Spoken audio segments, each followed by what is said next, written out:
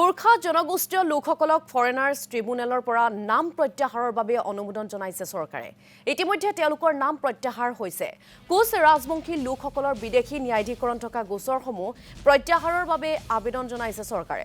পাকিস্তান, বাংলাদেশ আৰু আফগানিস্তানৰ পৰা যিসকল মানুহ আহিছে 2014 চনৰ আগত অহাখিনিক নাগৰিকত্ব আইনে সুৰক্ষা দিছে। ইয়াৰ বাবে ৰাজ্য চৰকাৰে কৰিব লগা নাই বুলি মন্তব্য কৰিলে মুখ্যমন্ত্ৰী ডক্টৰ হিমন্ত বিশ্ব শৰ্মা। আমি কেবিনেটত গোৰ্খা লোকসকলক ফৰেনাৰ্ছ ট্ৰিব্যুনেলৰ পৰা নাম প্ৰত্যাহাৰ কৰাৰ কাৰণে অনুমোদন জনাইছিলোঁ আৰু ইতিমধ্যে তেওঁলোকৰ নামবোৰ প্ৰত্যাহাৰ হৈছে।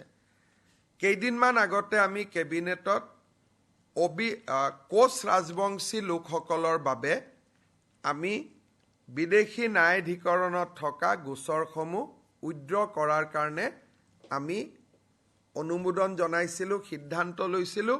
সেই বিষয়ে আমি আপোনালোকৰ ওচৰত এই কথাখিনি প্ৰকাশো কৰিছোঁ। বাকী পাকিস্তান, বাংলাদেশ, আফগানিস্তানৰ পৰা যিসকল মানুহ আহিছে 2014 চনৰ আগত অহা মানুহখিনিক নাগৰিকত্ব আইনে নিজেই সুৰক্ষা দিয়ে। ইয়াৰ ওপৰত ৰাজ্য চৰকাৰে নতুনকৈ কিবা কৰাৰ কোনো প্ৰয়োজন নাই।